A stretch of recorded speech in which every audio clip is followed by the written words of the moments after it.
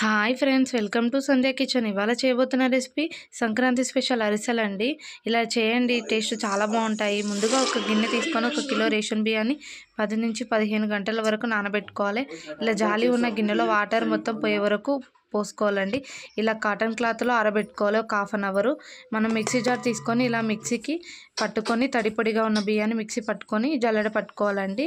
Mill దగ్గరుంటే మిల్లుకి ఇచ్చుకోవచ్చు. ఒక చిన్న గ్లాస్ వాటర్ తీసుకొని ఇలా గిన్నె పెట్టుకొని వాటర్ పోసుకొని తురిమిన బెల్లాన్ని 700 గ్రాముల బెల్లాన్ని వేసుకొని మనం పాకం పట్టుకోవాలండి. తీగ పాకం వచ్చే వరకు ఇలా బేసన్ తట్ట తీసుకొని పిండి మొత్తం అందులో పోసుకొని మనం ఆ పాకం మొత్తం పోసుకొని బాగా కలుపుకోవాలి. మనకి ఏ సైజు కావాలో ఆ సైజు అరిసెలను చేసుకొని ఇలా మనం డీప్ ఫ్రైకి సరిపడా ఆయిల్ పోసుకొని చేసుకోవాలండి. మనకు అరిసెలు రెడీ అయిపోయాయి. ఇలా ట్రై చేయండి ఫ్రెండ్స్, టేస్ట్ చాలా బాగుంటుంది. ఫుల్ వీడియో కావాలంటే నా యూట్యూబ్లో చూడండి. ప్లీజ్ ఫ్రెండ్స్, ఫస్ట్ టైం నా ఛానల్ చూసే వాళ్ళు లైక్